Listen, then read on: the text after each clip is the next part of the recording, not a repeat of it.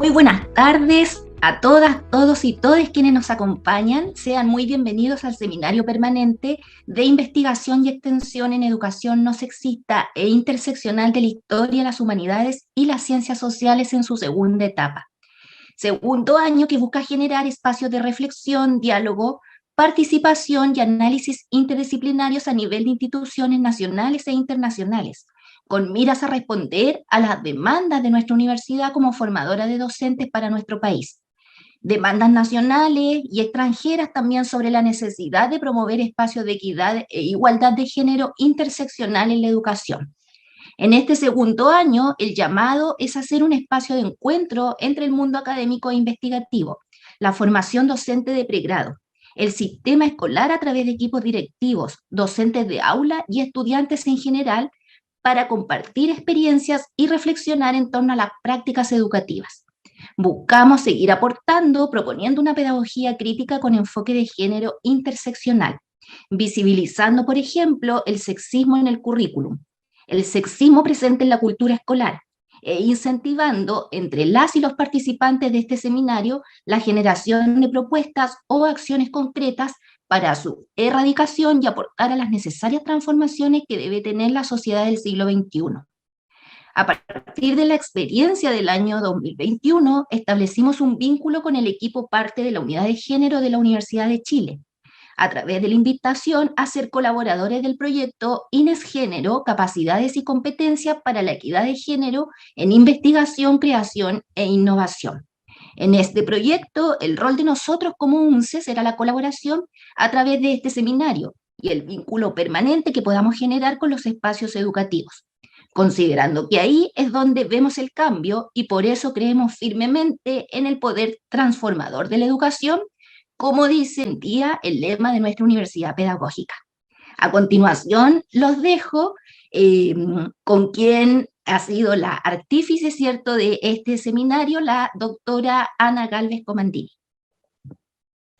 Hola, buenas tardes. Un gusto tenerles a todas, todos y todas de nuevo por acá. Gracias por venir. Estamos en cierre semestre, así que se agradece que estén acá participando. Hoy tenemos una gran y muy importante invitada y que nos va a venir que nos viene a hablar además de una temática que es absolutamente relevante y muy contingente, ¿no? Sobre todo pensando que la educación sexual integral se está pensando como parte central, ¿no?, del currículo en la escuela, y como habrán visto en las noticias, ¿no?, el ataque que sufrió una intervención, ¿no?, artística, cultural, pedagógica fuera del Museo de Bellas Artes, que tenía que ver con educación sexual integral. Bien, así que es muy contingente lo que Rosario Olivares Saavedra, que es nuestra invitada el día de hoy, nos viene a hablar. La voy a presentar como corresponde. Rosario Olivares es feminista, profesora de filosofía y doctora en estudios americanos por la Universidad de Santiago de Chile. En el presente es subdirectora de la Subdirección de Igualdad de Género, Diversidad Sexual e Inclusión de la Municipalidad de Santiago. Además cuenta con una destacada carrera intelectual y política, siendo integrante de la Red de Profesoras y Profesoras de Filosofía de Chile, ReproFich, y una de las fundadoras de la Red de Docentes Feministas, RedoFem, espacio donde ha trabajado incansablemente por eliminar el sexismo educativo e impulsar la educación sexual integral, la cual en sus palabras es un asunto de vida o muerte cuando vemos que un chico se suicida por bullying transfóbico en la escuela. Por tanto, la temática que vamos a tratar y tocar el día de hoy es de total y absoluta relevancia para el aula escolar, para el aula universitaria, para la convivencia escolar y universitaria, ¿no?, y para la vida misma, para la producción y reproducción de la vida misma. Así que, bueno, bienvenida Rosario, muchas gracias por aceptar esta invitación a nuestra universidad pedagógica, donde esperamos que tus palabras y todo lo que hoy día nos vienes a enseñar tengan alto impacto. Te doy el pase para que puedas hacer tu presentación. Muchas gracias, Ana. Bueno, buenas tardes a todas, todos y todes. Agradecer, por supuesto, la invitación a la universidad. Para mí es muy importante siempre. Ya llevamos muchos años trabajando porque la educación sexual integral sea ley en nuestro país y creo que es súper relevante siempre cada espacio que se abre para que podamos conversar sobre estos temas, que como decía Ana hace poco a propósito del anuncio que hizo el gobierno de que iban a presentar un nuevo proyecto de ley de educación sexual integral, me preguntaban justamente por qué era importante. Yo siempre he dicho que es una cuestión de vida o muerte, eso es justamente lo que vamos también a compartir hoy día, digamos, dentro de las muchas cosas que están en la base de la necesidad de la educación sexual integral. Yo traje una presentación, se las voy a mostrar. Ahora sí creo que estaba... Ah, iban a compartir el libro. Ahí sí. estoy mostrando el anteespejito. Ese es el libro que vamos a sortear hoy. Así que les invitamos a cuando Rosario, por supuesto, termine su presentación, ¿no? A responder la encuesta. Rosario, ahí se Ahora ve sí. muy bien. Ahora sí. Listo, parta nomás. Muchas gracias, Ana. Bueno, para comenzar, creo que es importante plantear el problema al que nos enfrentamos cuando eh, hablamos de educación sexual integral y que es una problematización que me parece súper interesante también para conversar esta tarde. Yo soy profesora de filosofía, como decía Ana, por lo tanto, estas cuestiones, presentarlas desde esta perspectiva me parece que es muy pertinente para entenderlo. Primero, clarificar como un posicionamiento cierto filosófico, político respecto a cómo vamos a entender la educación, es que hemos admitido que no, en el campo educativo no hay cuestiones neutrales, ¿cierto? Por mucho tiempo, desde la pedagogía crítica, se habló que la educación no era neutral y que por ende siempre era política, ¿cierto? Pero se les olvidaba una parte en ese debate, que además de que la educación sea política, la educación siempre es sexual. Y esa es como una definición teórica que se ha abordado hace un par de años atrás para pensar cuáles son los argumentos para defender la idea de la educación sexual integral. Entonces, así como hay espacios de poder que no son neutrales y la educación siempre es política, la educación también no es neutral respecto a los cuerpos sexuados. Esto es evidente porque tenemos una educación sesgada por sexo género, ¿cierto? Divisiones, como una norma que está en general en la base de cuando hablamos, por ejemplo, de educación no sexista. Y esto es importante también, y a propósito de eso tomo una cita de Graciela Morgade en su libro Toda educación es sexual, que se lo recomiendo a quienes no lo conozcan. La Graciela Morgade hoy día es subsecretaria de Participación Educativa del Ministerio de Educación de la Argentina y fue por mucho tiempo decana de filosofía de la UBA y es una de las que escribió y ha desarrollado más largamente el proyecto de educación sexual integral en ese país. La cita dice, la sexualidad estaba y está en todas partes porque es una dimensión de la construcción de la subjetividad que la trasciende ampliamente al ejercicio de la genitalidad a una expresión de la sexualidad. Esto es muy importante porque efectivamente nacemos desde cuerpos sexuados que nos van definiendo incluso antes de nacer. Por lo tanto, todo el desarrollo de nuestra vida en general tiene y está marcado por esta diferencia sexual. Sin embargo, la educación ha borrado esa diferencia sexual, no solo en el campo de la institución o de las relaciones sociales que se dan en la escuela, sino que también incluso de la construcción epistemológica de los conocimientos, cómo se producen, cómo ha sido enseñado, ¿cierto? Entonces hemos sacado la sexualidad de la escuela, de la educación, y en general hemos sacado la sexualidad también de nuestras disciplinas. Bueno, ahí después quizá cuando conversemos me pueden contar de qué disciplina o de qué área vienen. Por ejemplo, en la filosofía, la misma Alejandra Castillo, que trabaja en la UNCE, tiene un libro que se llama La Matrix, donde explica cómo los cuerpos sexuados fueron sacados de la historia de la filosofía occidental, ¿cierto? Y por qué queda fuera el cuerpo, digamos. En este caso, la escuela también ha dejado afuera el cuerpo y al dejarlo, toda la materialidad que conlleva tener un cuerpo sexuado.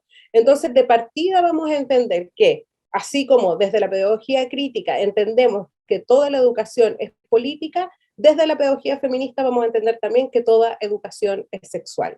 Entonces, en cada uno de los espacios que habitan la escuela y el sistema educativo, hay sesgos de género, ¿cierto? Hay diferencia, hay estereotipos, hay modos sesgados de producir conocimiento, en fin. Eso para empezar. Segundo, obviamente que los niveles por donde transita el machismo en la educación y en el ocultamiento de los cuerpos sexuados, ¿cierto? Antes, hoy día, por ejemplo, podemos ver la visibilización de los cuerpos trans, de las disidencias sexuales dentro de la escuela. Eso no existía antes, solo habían cuerpos masculinos, cuerpos femeninos, y además había visiones de esos cuerpos. En el caso nuestro, las que somos profesoras, la carrera de pedagogía es una carrera altamente feminizada, que tuvo como esta idea estereotípica de la mujer, como esta idea solterona, dedicada a la educación, como sin sexualidad, porque no se habla también de que hay docentes de las diversidades sexuales, o sea, como las definiciones de los cuerpos que forman parte de eso, han sido invisibilizados, y para qué decir, a propósito de la introducción, a propósito también las diversas interseccionalidades que atraviesan la escuela, ¿cierto? Como la raza, como las personas en situación de discapacidad, la clase, en fin. Entonces, esta forma de ocultar los cuerpos sexuados se da en todas las dimensiones, ¿cierto? En la sala cuna, hasta la universidad, en los juegos, en las prácticas cotidianas, en la enseñanza, en los roles que se imponen. Por lo tanto, atraviesa todo el sistema educativo. Dentro de eso, es importante también que son las mismas instituciones en sus diversas formas que han establecido dentro de sus proyectos educativos espacios patriarcales, ¿cierto?, que nos han dado en general cabida a la diversidad y a la democracia, y que esto ha sido origen, pues sobre todo, de formas muy masculinizadas de dirigir las instituciones. Hoy día nos alegramos porque hace 2 días, o hoy día creo que hubo reunión de universidades estatales donde por primera vez pudimos ver que teníamos rectoras, ¿cierto? Todos esos avances que ha permitido el movimiento feminista antes no estaban, digamos. El cuerpo dirigencial de la institución educativa era un cuerpo de hombres. Entonces, por eso es importante también entenderlo como atraviesa todas estas cosas que por fortuna están cambiando. Por otra parte, es importante también señalar que Chile es el único país del Cono Sur que no cuenta con un programa de estudio para la educación sexual integral. Lo que tenemos hasta ahora, ¿cierto?, son orientaciones que van muy de la mano con la idea de educación de mercado, que en el fondo las orientaciones son orientaciones, pero en el fondo no hay ninguna vigilancia ni obligación de que las escuelas, colegios o liceos cumplan con esas orientaciones. Queda más bien a criterio ideológico de las y los sostenedores, o de las corporaciones municipales, de quien tenga a su cargo la educación, y eso que hablamos solo de educación como pública, o sea, municipal, y particular subvencionada, y no hablamos de educación privada, donde ahí ya el Estado no tiene ninguna capacidad de orientar ninguna cosa, digamos, básicamente. Y además, esta irresponsabilidad del Estado, ¿cierto?, ha permitido que también se violen un montón de otros derechos, particularmente a base de la idea de libertad de enseñanza que está consagrada en la Constitución de la dictadura, que ahora también esperamos que cambie. Estamos como en un momento histórico muy clave para esta temática, ¿cierto?, donde la libertad de enseñanza no es libertad de cátedra, como se puede entender en muchos países del mundo, sino que tiene que ver más con libertad de emprender y de crear propios proyectos educativos.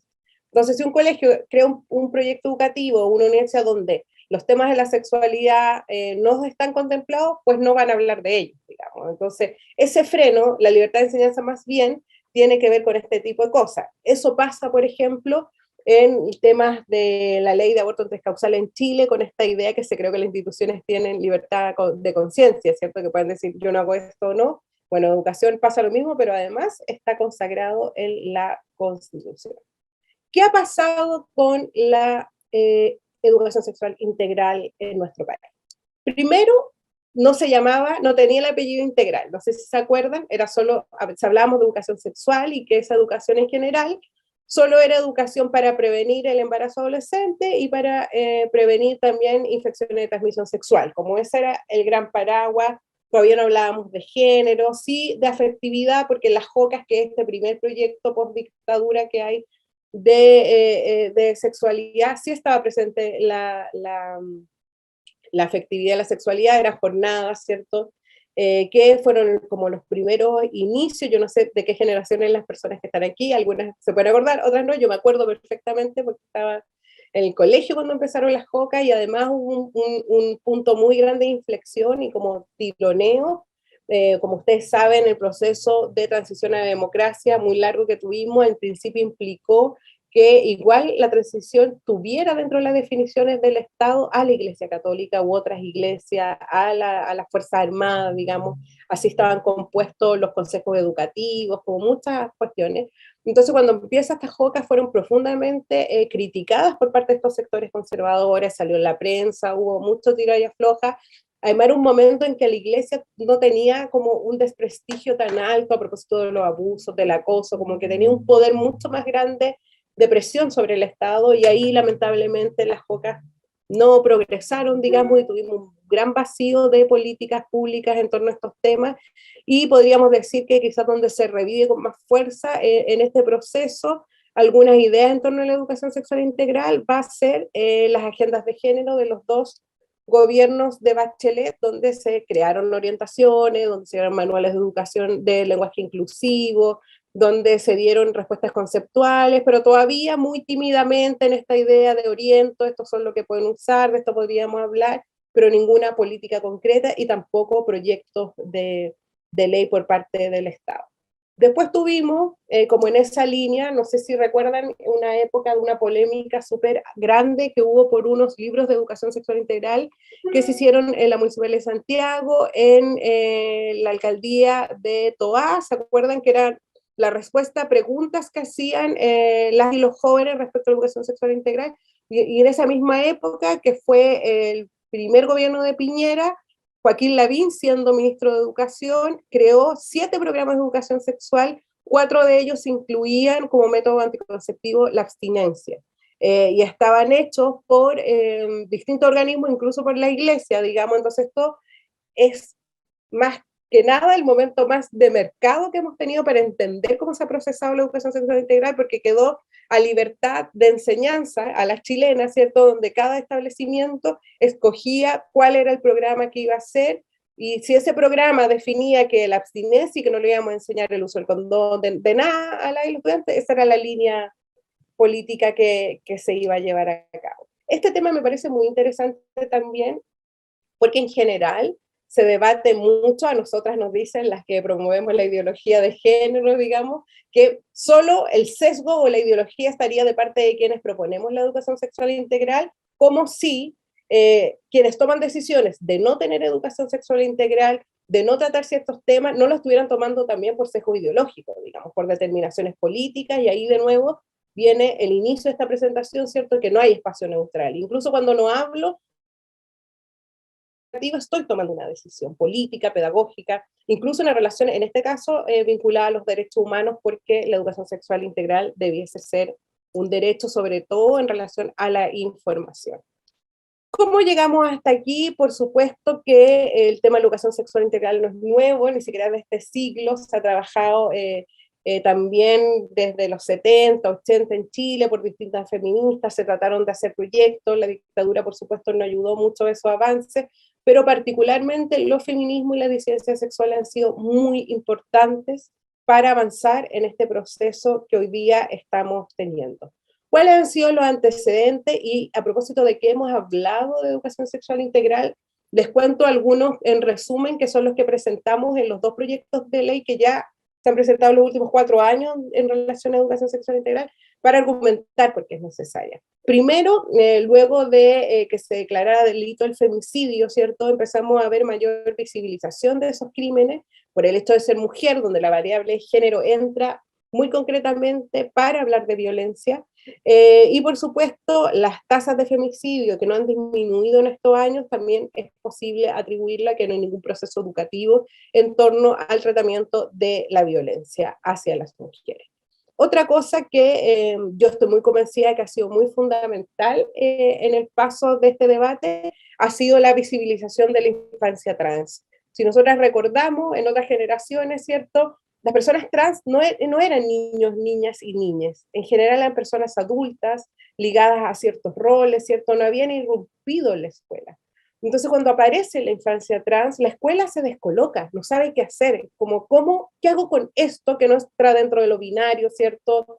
Sobre todo en colegios monogenéricos, hay una irrupción súper fuerte que va a ser importante también en la infancia y en la adolescencia. Estuvo presente antes del 2018 el colectivo Pedro Lemebel, de estudiantes trans, también las Yeguas del Apocalipsis, que fue un colectivo del Liceo Las Tarrias, pero sobre todo el Pedro Lemebel es un colectivo que se paraba desde la idea de que como personas trans estaban dispuestas a estar en colegios monogéneros porque querían como molestar con su cuerpo y su presencia la idea de que esa normalización de lo binario no podía estar. Hubo también problemas legales en algunos colegios donde familias denunciaron a los colegios que no permitían que los estudiantes y las estudiantes trans estuvieran dentro de su espacio educativo, y es ahí donde nace las orientaciones para las personas trans que se modificó hace poco, la ley de identidad de género, la escuela Amaranta Gómez, cierto TV, Fundación Selena, todo lo que va floreciendo a partir de esos años, el 2015 en adelante, y nos dicen, bueno, la escuela tiene que transformarse junto con la infancia también. Cuando estamos enseñando que todos los hombres tienen pene, que todas las mujeres tienen vagina, que la producción de conocimiento no tiene orientación sexual ni identidad de género, había algo pasando en la escuela que con esto se produce como una implosión. Obviamente y lamentablemente siempre presente la homo, lesbo y transfobia. También justo el 2018 o por esa fecha se dio los resultados de los últimos índices de VIH en Chile y nos dimos cuenta que la población que va entre los 15 y los 18 años había subido altamente en contagios, ¿cierto? Y que además las cifras eran tan altas como en algún momento hubieron boom en países de África. ¿De quién es la responsabilidad de prevenir el VIH? Del Estado. ¿Y cuál es una de las principales responsabilidades? Es poder educar en torno a sistemas de protección, ¿cierto? Y en Chile no se habla de eso. Yo, de hecho, trabajé en un liceo de hombres, en 2 liceos de hombres, y en el Astarria y en el Rubén Castro en Viña del Mar, y todos los años que trabajé ahí, jamás a los 1000 y tantos estudiantes que habían todos los años le enseñaban, por ejemplo, a ponerse un condón. Entonces, esa es la realidad de nuestra educación y por eso el Estado también debe hacerse responsable de estas materias. Por supuesto, el abuso y la violación, hay cifras muy preocupantes en torno, por ejemplo, al abuso sexual infantil, que en general se da dentro del círculo cercano, dentro de sus propios hogares, y nuestros niñas, niños y niños no tienen ninguna herramienta para identificar el abuso, ¿cierto? Esa es otra de las cosas que hace la educación sexual integral. Y, por supuesto, la precarización, estigmatización y discriminación que hay a la diversidad sexual y antigénero y también a las mujeres dentro del sistema educativo. O sea, si tuviéramos, no lo voy a hacer hoy por tiempo, que enumerar todas las razones que existen para que Chile se decida tener educación sexual integral, podríamos seguir toda la noche, pero estas son las principales y sobre todo han sido demandadas desde los propios movimientos sociales también como una alternativa de respuesta y de reconocimiento a estas problemáticas, ¿cierto? Y de ahí vino que la educación sexual integral debe ser un derecho, y que además tiene que ser de la primera infancia, que ha sido muy discutido eso también. Nosotras cuando trabajamos en el primer proyecto de educación sexual integral de este ciclo, ¿cierto?, que ha sido el único proyecto que habla de educación sexual desde la primera infancia, sabíamos que lo más difícil en el debate iba a ser eso. Lamentablemente no se aprobó, pero hay una distorsión muy grande en torno a qué implica la ESI en la primera infancia y algo que también vamos a conversar hoy día. Otra cosa importante fue que como en Chile la educación no es un derecho consagrado en la Constitución, tuvimos que pedir que la educación sexual fuera un derecho y para eso tuvimos que pedir votación de quórum constitucional, porque no podíamos pedir que algo fuera un derecho si la base de su totalidad no lo era, digamos. Entonces se discutió harto, incluso se votó en la Comisión de Educación si la educación sexual integral es un derecho humano, o sea, ese era el nivel del debate hace 3 años atrás. Una de las cosas que dice la ley, dice, esta ley tiene por objeto establecer las bases generales para la educación sobre sexualidad y afectividad de niños, niñas y adolescentes en los establecimientos educacionales. Es deber del Estado la protección, promoción y garantía del ejercicio pleno de este derecho humano. Entonces, una de las concepciones que tenemos que aclarar, ¿cierto?, es que la educación sexual integral es un derecho humano y que debe partir de la primera infancia y que es deber del Estado su protección, su promoción y la garantía, por supuesto, de ejercicio de este derecho. Cuando hablamos de educación sexual integral como un derecho, lo que queremos son modificaciones de fondo, ¿cierto? Ya no nos sirven las orientaciones que quedan ahí en el escritorio de alguien o en el correo de alguien, que manda el gobierno, sino que tenemos que hacer cambios profundos. Algunas ideas en torno a esos cambios son la estructura institucional, ¿cierto? Desde establecimientos que todavía nos quedan monogenéricos, ¿cierto? Todavía hay sesgo y cuestiones muy binarias en torno a cosas tan simples como los datos, preguntamos sexo, hombre, mujer, madre y padre, como que hay definiciones desde lo binario de muy temprana edad que tocan las matrículas, un montón de cosas, las listas, filas de hombres, filas de mujeres, yo no sé si todo eso todavía existe en la escuela, no hago clases hace un par de años, pero esas divisiones están en parte de la institucionalidad y es importante empezar a cuestionarlas. Eso tiene que ser cierto desde la jefatura hasta las modificaciones de administración y democratización de los espacios, porque la cultura vertical, cierto, autoritaria del espacio educativo y no democrática es reflejo de una cultura patriarcal y machista también, como se han determinado las instituciones desde ese punto de vista, que las mujeres también puedan tener roles determinantes o que no sean los roles clásicos, ¿cierto? La orientadora, no sé qué, y como las divisiones que también hay en los colegios, que por supuesto también en la diversidad sexual y identidad de género se puedan expresar en la escuela. Tenemos súper bajísimas tasas de profesores y profesoras trans que ya tengan trabajo, ¿cierto? El cupo laboral trans aún no está aprobado, pero en educación es súper complejo también que estén, y por supuesto estos resabios heteronormados tienen que dar paso a la muestra y la visibilización de los cuerpos sexuales en nuestras escuelas y también en nuestras universidades. Algunas ideas que hemos pensado con distintas colegas también en torno a cuáles son los temas que debe incluir un proyecto de educación sexual integral. Primero es que tiene que ser obligatoria, que es algo que estábamos hablando acá. No puede ser a voluntad de ciertas instituciones, a voluntad incluso individual de cierto profesor y profesora, que en el fondo traspasa esos límites que nos obligan a no enseñar educación sexual integral y la llevan a un par de estudiantes, porque eso siempre se transforma en cuestiones acotadas. Esto es súper importante de hablar también, porque cuando uno dice algo obligatorio, uno tiende a pensar que lo obligatorio está mal, pero en nuestro caso, cuando hablamos de derechos, y sobre todo cuando hablamos de derechos humanos, es obligación del Estado entregar estos conocimientos, porque todos nuestros niñas y adolescentes tienen que tener la posibilidad de informarse, ¿cierto? Y de poder vivir una vida plena en derechos, en posibilidades de generar proyectos de vida independientes de sus orientaciones y identidades sexogenéricas, ¿cierto? Por lo tanto, la obligatoriedad tiene más bien que ver con eso, con la garantía de un derecho. Tiene que ser integral, y aquí entramos como más a la definición de la ESI misma, ¿cierto?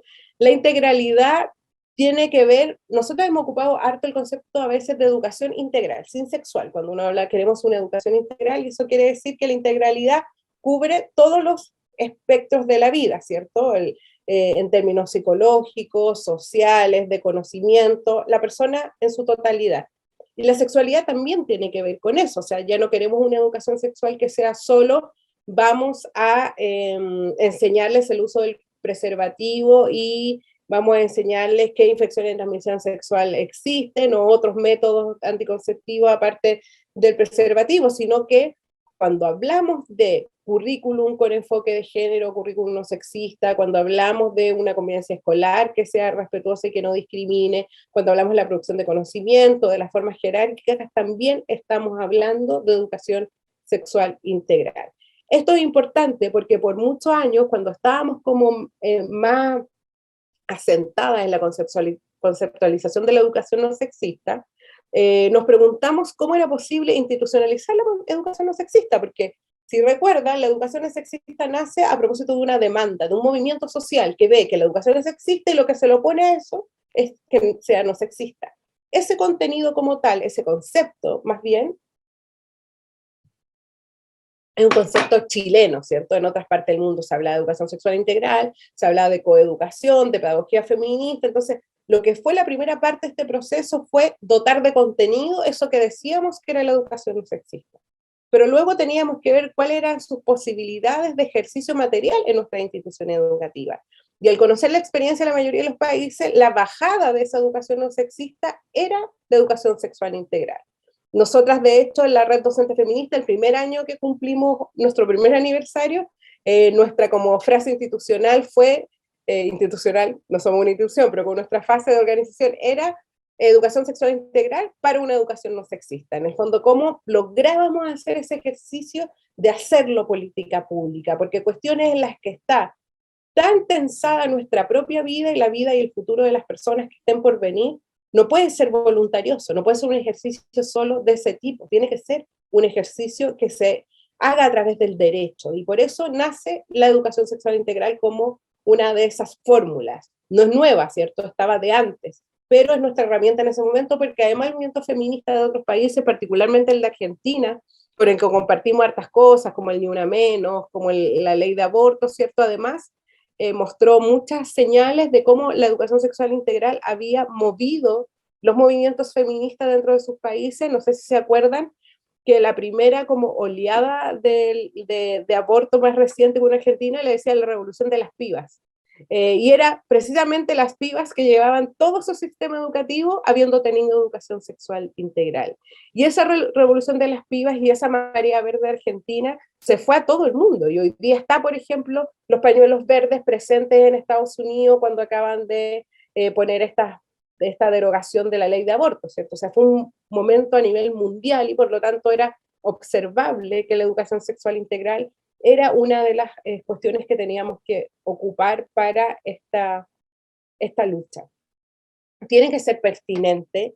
Yo creo que esto es súper importante también comentarlo, porque en general nos dicen siempre como hay cosas horribles. Yo no me gustaría repetirlas todas, pero cuando se dio el debate de educación sexual integral, hubieron mucha desinformación y fake news de un nivel bastante perverso, por decirlo de alguna manera. Recuerdo que apenas sacamos el proyecto, Gonzalo de la Carrera, que hoy día es constituyente, dijo que les íbamos a enseñar a usar consolador, porque esa fue la palabra que usó, a las niñas de 5 años, o que la campaña del rechazo a la constituyente decía educación sexual integral igual sexo anal, como una verdadera, no solo una distorsión de esta temática, sino que una perversión de parte de quienes son los contrarios de mezclar las cuestiones en torno a qué es la sexualidad, porque aquí el conflicto que tenemos en términos conceptuales, políticos, ideológicos, es que lo que entendemos por sexualidad, quienes estamos desde las políticas del género, que en el fondo la sexualidad está presente en cada una de las formas que tiene nuestra vida, ¿cierto? Es integral, porque mi comportamiento sexual desde que me levanto, tomo la micro, ser mujer y hombre caminando por la calle es distinto, la carrera que estudio, mi relación con mi familia, mis relaciones de pareja. En cambio, la gente conservadora ve la sexualidad solo como relaciones sexuales. Por lo tanto, reduce esto a que a la infancia se le va a enseñar o se le va a hablar de relaciones sexuales en 5 años, cosa que no es cierta. La educación sexual integral es pertinente porque va a depender del contexto, de la experiencia, de la edad de cada una de las personas que estén siendo enseñadas en esta área y de los espacios educativos, en fin, como no hay una homogeneización de los procesos, no hay características particulares de ser niño o niña, ¿cierto? Todo eso se va mostrando a partir de la pertinencia de cada edad. En Argentina, por ejemplo, que ya tenemos como resultados tangibles, se vio que en algunas ciudades, provincias, perdón, se me olvidaba cuál era la palabra de subdivisión política, aumentaron las denuncias de abuso sexual infantil a partir de que las niñas, niños y niñas tuvieron más herramientas para poder identificarlo. ¿Qué dicen los conservadores? Que por la ESI hay más abusos, pero es que no hay una relación como racional en decir que hay más denuncias porque ahora tengo conocimiento para denunciar, en decir que aumentan los abusos porque ahora hay educación sexual integral. No sé si me explico, pero ese es como el debate de fondo en torno a la infancia. Lo mismo sabemos hoy día, por ejemplo, en la cifra de femicidio en Chile. No sabemos si hay más femicidios que antes, porque antes no estaba la tipificación y por ende nadie puede saberlo, digamos. Lo que sí sabemos es que no ha bajado desde que existe la ley. Entonces ahí nos tenemos que preguntar qué no hemos hecho para que baje el femicidio. Lo mismo con el abuso infantil y otras cosas que en Chile además tienen versiones muy crudas, porque no solo sea en el círculo cercano de la familia, sino que tenemos problemas en el Sename y en otros centros donde la infancia debería estar protegida, donde también hay abuso. Entonces hay una falta también de educación que es bien importante y que además ahí se cruza con otra problemática que yo diría que es la pregunta más recurrente, así que la adelanto, porque si va a salir en la parte de las preguntas, es qué hacemos con todas las personas que no hemos tenido educación sexual integral.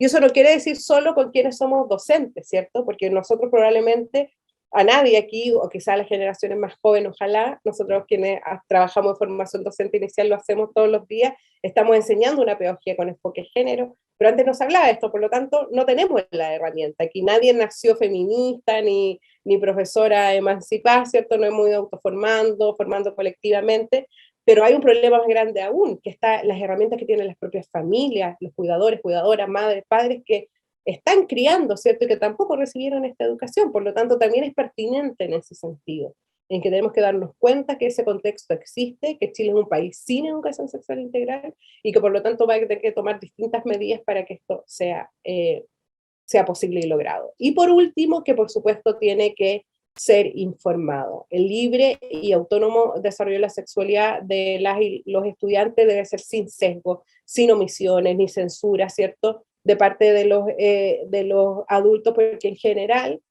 también lo que se ha dado en el debate de la ESI es que hablemos con verdad, con sostenimiento, ¿cierto? De evidencia. Yo les recomiendo mucho las orientaciones técnicas de educación sexual integral que entregó la UNESCO, que están basadas en evidencia, se llama así, el PDF lo pueden encontrar si lo googlean, porque ahí tenemos muchos ejemplos de lo que ha pasado con el establecimiento de educación sexual integral en distintos países de Latinoamérica. Por supuesto Chile no sale porque no hay ninguna política que medir, pero es importante para que tengamos como esa herramienta. ¿Y por qué tiene que ser informado? Porque las personas tenemos el derecho a vivir una vida plena, ¿cierto? Una vida feliz, una vida protegida de la violencia, y para que eso sea posible, tenemos que entender que la vida es sexual y que la escuela tiene que hacerse responsable también de entregar herramientas en todos los sentidos en torno a estas temáticas. Así que también les dejo ahí de recomendación eso, entregar esta herramienta, una que ha sido profe lo sabe, para defender en sus propios espacios educativos, que esto es importante, entonces ahí uno tiene datos y todo que son relevantes. Cortito, porque creo que ya tengo el tiempo. ¿Qué ha impedido este proceso? El derecho preferente de la familia, ¿cierto? Que es otro tema a conversar. ¿Quién define que se le enseña a nuestros niños, niñas y adolescentes, ¿cierto? En la familia, o el Estado puede tocar esos temas, la libertad de enseñanza, los grupos de lobby conservador, que hay mucho dinero puesto en frenar estas políticas. Cuando presentamos proyectos se llena de asistencia de estas personas en la Comisión de Educación del Congreso. Va a haber campañas de información, ya las tenemos, hay dinero de por medio, ¿cierto? La participación de docentes no feministas, como es ese proceso de socialización para que todas las y los profesores sepamos que este tema es importante. La inexistente participación del Mineduc, esto era hasta ahora porque vemos que ya se están tomando medidas para que esto cambie, ¿cierto? Y por supuesto, cómo va a ser el tratamiento del tema de la infancia hoy día para tocar la ESI. Y por último, ¿cierto? Una cuestión que es fundamental es que también logremos que se pueda aprobar este proceso constituyente para que, si nos cuesta a través del Congreso, al menos la Constitución que hoy día lo tiene escrito en el borrador, pueda garantizar el derecho a la educación sexual integral. Nosotras como Red Docente Feminista presentamos una iniciativa popular de norma, que fue la primera iniciativa popular de norma que tuvo las 15.000 firmas, y estamos muy contentas hoy día que la Constitución diga que la educación debe ser no sexista y que la educación sexual integral deba ser garantizada por él. Eso, ahí termino, me pasó unos minutitos, Ana, pero... No, Rosario, muchas gracias, tremendamente interesante la temática, con desafíos, como tú dices, tremendamente importante. Chile es un país tremendamente conservador, ¿no?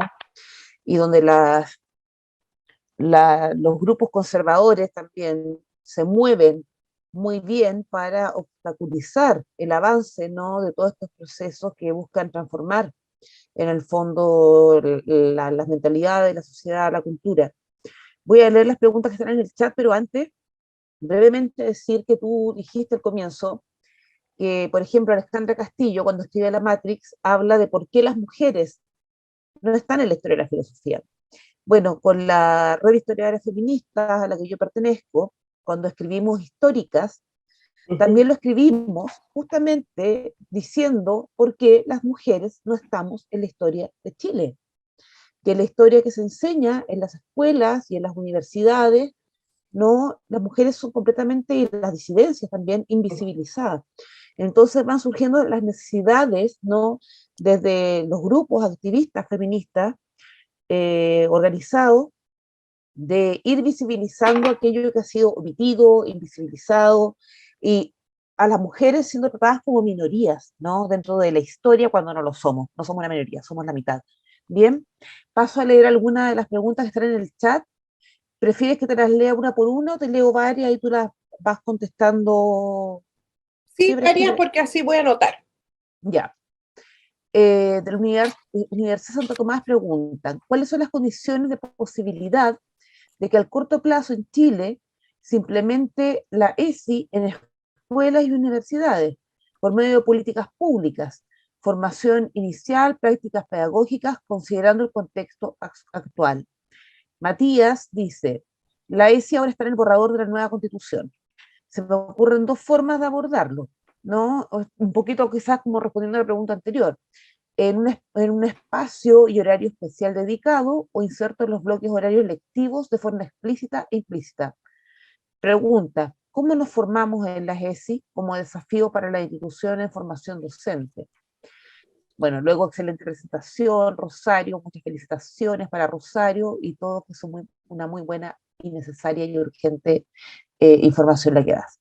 Entonces, en rigor son dos preguntas, no las que están. Recuerden las demás personas que pueden ir dejando sus preguntas en el chat y nosotras las vamos leyendo. Súper. A propósito de las condiciones de posibilidad, yo estoy esperando cómo va a ser este proyecto de ley de educación sexual integral porque no lo conocemos y tampoco se ha llamado todavía como una participación colectiva. Los otros proyectos lo hicimos de manera colectiva y vimos hartos de los debates que nos estaban preguntando aquí. Las condiciones de posibilidad todavía yo creo que dependen mucho de lo que garantice la Constitución, porque hoy día tenemos demasiadas iniciativas aisladas, pero hemos avanzado harto en eso.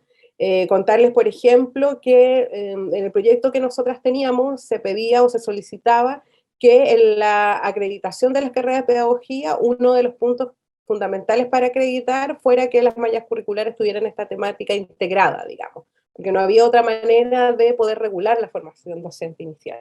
Sin embargo, sabemos que hay universidades donde esto ya se está tocando, digamos. Yo trabajo en la Universidad Alberto Hurtado y hablamos de esto, está presente didáctica, currículum, innovación, casi la mayoría de los programas pedagógicos están con perspectiva de género y también hacemos seminarios de filosofía sobre filosofía feminista, no sé qué, interseccional, o sea, como cubrir las áreas. Lo que no tenemos hoy día, que lo hablábamos el otro día, pues tuvo un coloquio que tuvimos, y ojalá que las encargadas de género de las universidades no escuchen, que se puede empezar a sistematizar qué estamos haciendo, porque a mí, por ejemplo, me toca participar en muchas iniciativas de universidades, participar en hartos proyectos FIT, en universidades en el norte, en el sur, o sea, yo sé que esto está presente y que está sucediendo, pero como todavía no hay posibilidad de institucionalizarlo, creo que es momento ya de sistematizar qué ha pasado y qué estamos haciendo. Esa es una condición de posibilidad para saber cómo avanzamos más adelante. También contarles que hay comunas hoy día, a propósito de este proceso, yo trabajo en Santiago, no en educación, en otra unidad, pero en Santiago se está trabajando en educación sexual integral como parte del PADEM, digamos, y ya se está empezando a crear lo que va a ser el programa, que eso sí me corresponde a mí, digamos, que lo voy a empezar a trabajar en segundo semestre. Entonces también van a empezar a ver estas experiencias, porque los procesos tanto como la Constitución y los proyectos de ley van a tardar unos años. Entonces yo creo que la condición de posibilidad más profunda es que se garantice como un derecho y que ahí podamos obligar a que existan estas políticas. Incluso si hoy día discutimos el proyecto de ley, con la conformación que tenemos del Congreso y con el contexto que vimos, capaz que de nuevo se rechace. Entonces es importante ahí darle una vuelta. Hay un debate que yo creo que todavía está abierto, porque todavía no sabemos cómo se va a plantear por parte del Mineduc, pero conversamos mucho si tenía que ser un ramo o si tenía que ser transversal. Nosotros tenemos mala experiencia transversal, como lo fueron los objetivos fundamentales transversales en la reforma de los 90-2000, que vaya a saber obvio que no resultaron, yo creo que a nadie que le cabe duda que eso no resultó, y eso no resultó por muchos motivos. Uno de esos es que tenemos muy pocas horas no lectivas y tenemos muy pocos momentos de construcción de conocimiento pedagógico de nuestros docentes en las escuelas, digamos. Entonces es difícil pensar cómo van a planificar de manera transversal si con suerte planifican lo que les toca por el poco tiempo que tienen. Entonces, pero también ponerlo en un ramo lo iba a seguir reduciendo a esa clase para que no se contagie de una enfermedad, de una infección de transmisión sexual. Entonces, creemos que en base al cambio curricular de la formación docente inicial, ¿cierto? Las transformaciones de las propias instituciones, la creación de protocolos, en el fondo muchas alternativas que se pueden dar en la escuela, la ESI debería estar presente en toda la asignatura, en cómo se entiende la institución. Eso en el fondo es un proyecto de cambio estructural, es una manera distinta de entender la educación en general, digamos. Eso va a tardar tiempo, pero yo diría que hacia allá debiera ir. Y lo que les comentaba, pues sobre la formación docente inicial, yo creo que eso está ocurriendo en algunos lados, hay que empezar a sistematizar, a encontrarlo, y pensar cómo Chile también se plantea la educación. Hay países, por ejemplo, donde las carreras de pedagogía tienen ciertas bases orientadoras iguales para todas las universidades, como tienen que formar, no sé, en derechos humanos, en género, no sé qué, y luego se hacen las mallas curriculares. Nosotros hemos definido cómo va a ser el futuro de la educación en Chile, pero tienen que haber ciertos lineamientos de la educación que queremos que también traspasen la formación docente inicial. Eso es más como de política pública, pero me imagino que en la medida que avancemos vamos a hacer eso. Lo que más me preocupa es que puede demorar hartos años, y hoy día la suerte de un niño, niña o adolescente va a depender mucho de en qué colegio está, si su municipio es progresista o no con estos temas. Entonces no le está llegando a todo el mundo. Por eso no tiene que dejar de ser una voluntad y tiene que pasar a ser un derecho. Sí, pensando justamente en eso, en qué pasa con estas infancias o adolescencias, ¿no? Que no encajan dentro del modelo binario heteronormado. Hemos trabajado el año pasado y este año dentro del seminario, de este seminario de educación no sexista, con el Liceo Multigénero Eloísa Díaz.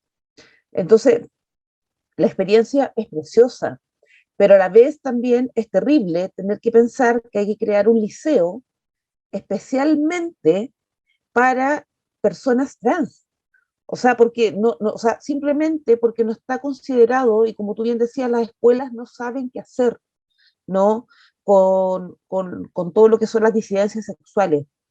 Y pregunta que me surge a mí también, ¿qué pasa también con los grupos docentes trans?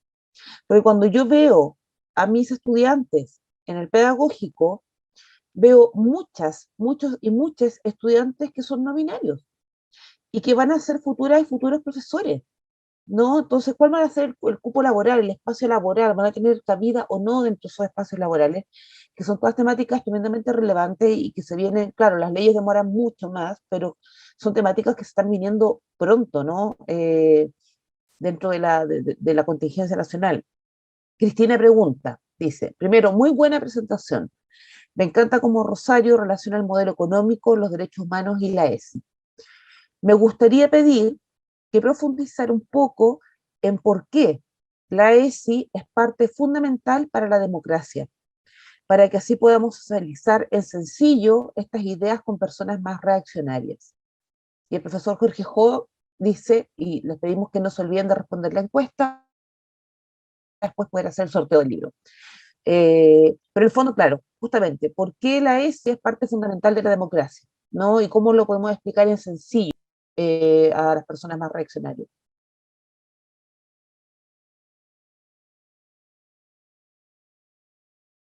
Está sin micrófono, Rosario. Ya, ahora sí. Tiene que ver mucho también con el fondo, o sea, la epistemología detrás de la educación sexual integral es el conocimiento feminista, digamos, que avance hacia una democratización de todos los espacios de la vida, en el fondo, a contrapelo del patriarcado, el machismo que ha sido antidemocrático, autoritario, por tanto, la escuela también debe abrirse a esa democracia a través de convertirse en un espacio para todas, todos y todes. Eso cuesta también que se entienda. Hoy día tenemos sobre todo un momento histórico muy complejo, porque así como avanzamos, la repetida reaccionaria es tan fuerte que retrocedemos súper rápido. Entonces, en Argentina tienen hace más de 10 años ESI, pero en Buenos Aires se prohíbe hablar con lenguaje inclusivo. Entonces, tenemos que ser muy conscientes de que este va a ser un trabajo súper, súper tenso en ese sentido. Y yo diría, yo tengo una hipótesis con esto. Yo creo que las personas conservadoras y reaccionarias saben más que nadie que la propuesta de educación sexual integral es una propuesta estructural. Por eso la defienden con uña y diente, digamos, porque sabe que le estamos cambiando los paradigmas de la vida en el fondo. Que nosotros hoy día podamos tener en nuestra escuela y universidad personas no binarias, personas trans y que puedan vivir en total libertad con su proyecto de vida y ser felices, es decirles que la institución del matrimonio, lo binario, la monogamia, la familia con hijos, todo eso se rompe, y se rompe la institución de siglos de su modernidad, es una cuestión muy heavy. No es para que entendamos al otro sector como decir, oh, ahora lo entiendo porque están comportando de esa manera, entonces, sino para que entendamos lo difícil también que va a ser ese debate. ¿Tienen derecho? Sí. O sea, yo lo pienso simple como a propósito de esa cuña que decía Ana. Yo no quiero que ningún niño, niña trans en una escuela se tenga que suicidar por bullying transfóbico. Una escuela democrática tiene que evitar ese tipo de violencia, ¿cierto? Y eso hoy día está pasando. Lo que hoy día hace la adolescencia y la juventud de avance en orientación y identidad de género en los espacios educativos y públicos es irreversible. O sea, nadie va a frenar que las identidades no binarias estén en la escuela. Eso está sucediendo, y una escuela democrática debe estar acorde a esos tiempos, digamos, y poder conversar con las nuevas generaciones, con las nuevas formas de vida. Y es súper bonito también como yo el otro día hicimos, a propósito del mes del orgullo, un encuentro de funcionarios LGBT del municipio. Y se presentaba toda la gente, como que uno, y ahí uno ve los cambios generacionales. Entonces un compañero X decía como relación poliamorosa, una no se presentaba así, pero no, pues. Entonces otra persona que tenía 20 años más, un gay clásico, como que no le había tocado vivir toda esa otra etapa, y ahí uno se va enfrentando que estas nuevas generaciones de una manera mucho más sana de conversarla, y yo creo que, yo siempre digo que vamos a tener que ser pacientes. Igual hemos avanzado un montón, yo estoy muy como emocionada de que hemos logrado, a propósito de lo que decía la Ana, a mí me tocó ir al Eloísa Díaz, antes que se llamara Eloísa Díaz, antes del 2018, en otro momento de su historia, hacer una clase de educación no sexista, y me acuerdo que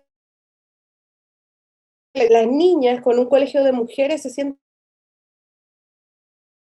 puras de una manera mucho más emancipada que si traemos hombres.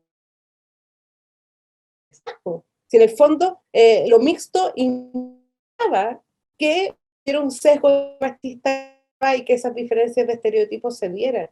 Y la escuela, el liceo, tomó la mejor decisión que podía tomar, no sea mixto.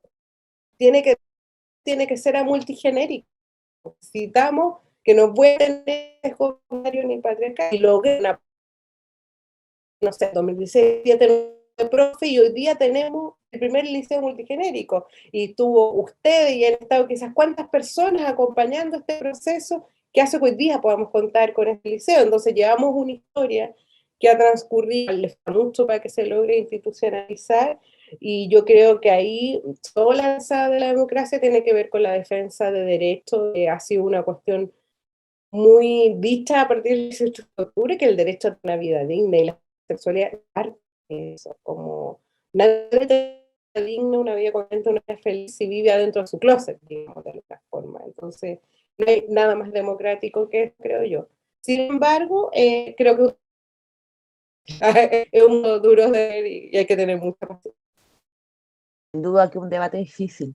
Y nosotros, más que nosotros, como acompañar a la Eloísa Díaz, el Eloísa Díaz nos acompaña a nosotras.